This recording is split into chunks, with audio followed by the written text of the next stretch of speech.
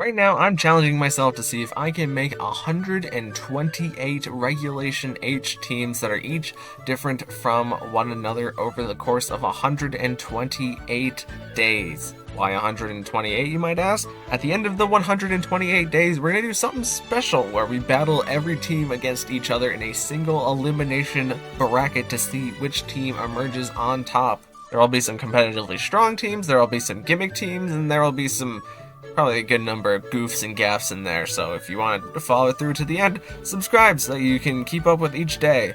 But without further ado, let's move on to day 87. Alright everybody, welcome back to another video, and in today's video we are going over a FNAF Theme team. Now the first time I tried to record this video, I don't have any sound, so I'm actually just watching over the video that you're watching right now and I'm trying to voice over it. But the idea of the FNAF Theme team is that we have Freddy, Bonnie, Chica, Foxy, Roxanne Wolf, and the purple guy as our 6 team members here. And probably at this point in the video I was starting to rant about how I don't like current FNAF because it feels like all of current FNAF is just liquid puzzle pieces. But here we have our Blood Moon Ursaluna set, and this Blood Moon Ursaluna set is probably the only good piece on the team because the only thing that is scary about this team is how bad it is. This team just happens to be like a hodgepodge of a bunch of sets that I wanted to use during the 128 teams challenge, but had nowhere else to put them basically, so we're using them here.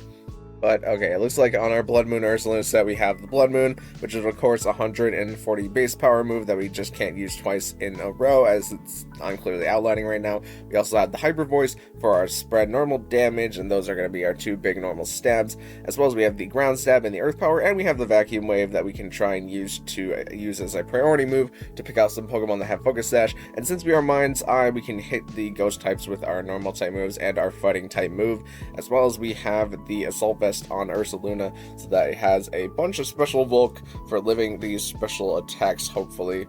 But the goal of Ursaluna is to get a one big hit here. As we'll see with Azumarill, the purpose of Azumarill is to stall. Yeah, now we're on Azumarill. The purpose of Azumarill here is to be a fairly stally component because we have Azumarill with the Sap Sipper ability, which will give us an immunity to grass that we very much need on this team with our ground type and our rock type and our only one flying type.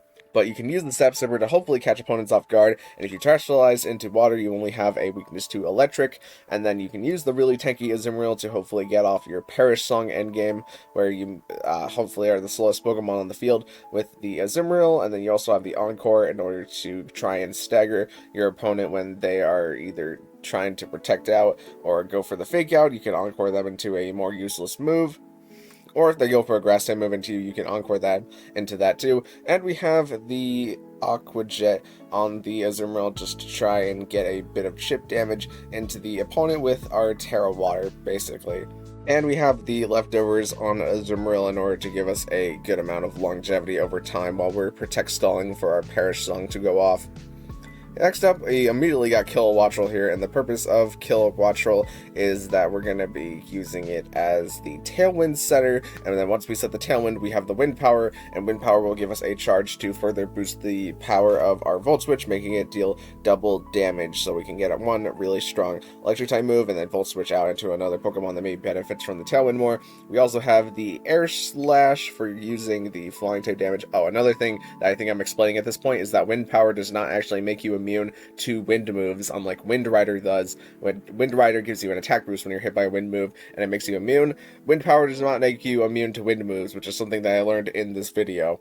But then we also have the substitute on the Kilowattrel just because Protect is, it's useful, but sometimes it's nice just to have a really fast substitute in order to avoid getting hit by a Pounder move or a status move on the Kilowattrel. And if the opponent is trying to try and fake out and then hit Kilowattrel, we can just get pretty much a free turn, or we just trade 25% of our health in order to set up a substitute, and then we can set up our Tailwind maybe after that in order to stagger Tailwind or something like that. And we are Covert Cloak on Kilowattrel just to avoid being hit by the fake outs, but also the other important things like the speed drops from Icy Wind or things like that. Next up, we got Zoroark, and I think at this point I realized that I wasn't actually explaining the Pokemon themed team, as I only explained Ursaluna at the start, but we're on Foxy now, and I explained everything at the start now that this is a voiceover. But the goal of Zoroark here is that we want to use it to maybe pick off some Pokemon that are better into our other Pokemon with the illusion, and none of our Pokemon on this team have activated abilities. So Zoroark has a decent amount of play here, as we can go for the fake tiers, for the Ursaluna or the Kilowattrel in order to get more special damage into them. But Zoroark also itself obviously benefits from the fake tiers, as we can go for the Night Days, which does have a 40% chance to lower a Pokemon's accuracy, which also plays into our Perish Song endgame with the Azumarill, and the Flamethrower and Terrafire means that we are resisting Fairy types, but also maybe dealing damage into some Grass types that we can previously hit with our other Pokemon. And we have the Focus Sash on Zoroark just so we can always take at least one hit with the Zoroark. Next, we have the Lycanroc Midnight form, and on our Lycanroc Midnight form, we're going to be using the Stone Edge, the Rock Slide, and our Rock Tomb as our super powerful, heavy-hitting Rock-type moves, and all of those moves have imperfect accuracy, but the benefit of running Lycanroc Midnight form is that it has the ability No Guard, which means that all of our moves will land against the opponent here, but it also means that all the moves used against us will guaranteed land into us, so it's a bit of a double-edged sword. But it's nice since a lot of rock type moves that are strong are not perfect accuracy, but we don't have to worry about missing any of our moves. We also have the knockoff on the Lycanroc just to get rid of the opponent's held item if it is kind of crucially depending on its held item, and we're Choice Scarf on the Lycanroc in order to increase its speed better.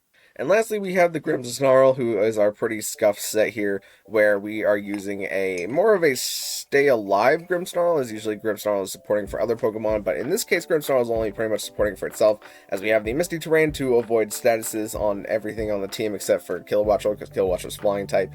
But the Grimmsnarl is going to be using a bulk up set. I think I'm explaining that Misty Terrain is weakening the power of the Dragon type moves, which everything other than Azumarill on the team is neutral to. But basically, we have the bulk up on the Grimmsnarl because we want to maybe lead it into two Pokemon that are physical attackers and then get off the defense boost with our Prankster, and then take 2 attacks and then start healing back with our Drain Punch and our Leech Life, which coincides with our Terra Bug on the Grimmsnarl, and we are Clear Amulet on the Grimmsnarl in order to avoid stat drops from things such as the Intimidate. But yeah, without further ado, let's get into some battles, is probably what I'm saying right about now. Okay, so thankfully the thing about today's battles is that there's actually not very many of them. First up here we have what looks to be a pretty standard Trick Room team where they have things like the Torkoal and the Indeedee Hatterene in order to set up their like really good Trick Room mode. But the opponent decides to lead Indeedee and Hatterene here as we lead Lycanroc and Grimmsnarl, and I want to start getting the Grimmsnarl set up, but also maybe go for a flinch with the Lycanroc here, since it was pretty likely the Indeedee was going to redirect for it. So Indeedee does redirect here as we get a bulk off with the Grimmsnarl, and we Rock Slide into both Pokemon, but we don't get the flinch on the Hatterene. I decide to swap into Azumarill since Azumarill seems to be a little bit more sackable. But we get the Misty Terrain up as I went Terra Bug with the Grimmsnarl there in order to, just in case they went for the Expanding Force. But we actually take quite a bit of damage from the Dazzling Gleam, unfortunately, and Grimmsnarl is probably just going to get knocked out. Excuse me rewinding the term there, I think I coughed while I was recording this. This recording is just really bad. I don't know how you're still watching this video, if you're still watching it. If you're still watching this video somehow, comment down below something about what your favorite pizza flavor is so I know how many people actually watched this part of the video, I guess. But again, here we have a battle against a Size Spam team, but they also have the Fire, Water, Grass in the Arcanine, the Milotic, and the Shiftry, and then Torkoal is just an extra fire, but it's going to be their sons that are here.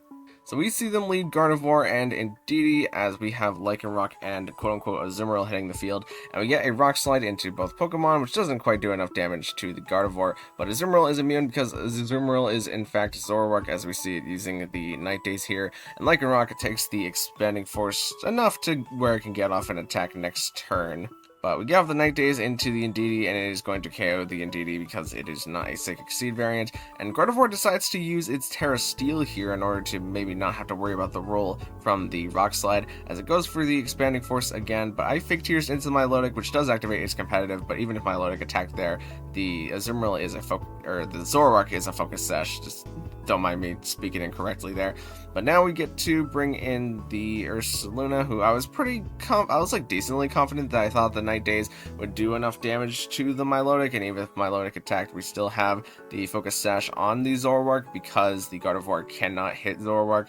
But we get to just pick off the Gardevoir there with the Earth Power on the Ursaluna as Arcanine comes in and gets its Intimidate down, which means that we're going to do the same thing that we did last time, but we're going to try Night Dazing into the Milotic in order to KO it, and it doesn't quite pick up the KO. But they decide to Flare Blitz finally into the Zoroark, and the opponent failed their Protect that I think they were trying to stall out the Zoroark here, but we just get to Earth Power into the Arcanine and the opponent forfeits.